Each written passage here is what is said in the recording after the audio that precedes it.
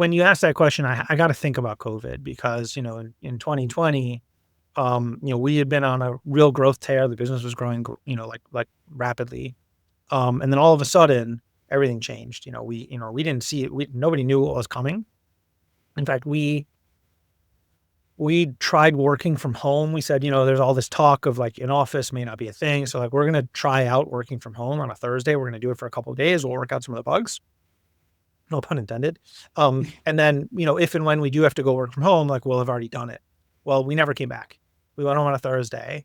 And before that weekend was up, we told people not to come back to the office and we never went back to the office. So then a few weeks later, there were 13 million unemployed in the jobs report in 1 week. To give some context, a typical jobs report has a swing of maybe a few 100,000 plus or minus. 13 million unemployed in one go. As a person selling hiring software, that's an extinction event. And we're thinking like, are we done? Are we ever going to sell software again? Are any of our customers even going to be around to renew?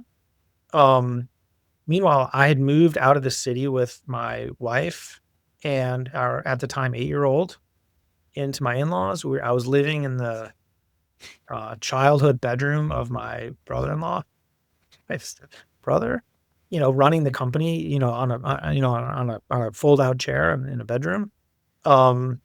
And then these like PPP loans came out and there was all this debate, like, should we take it? Should we not?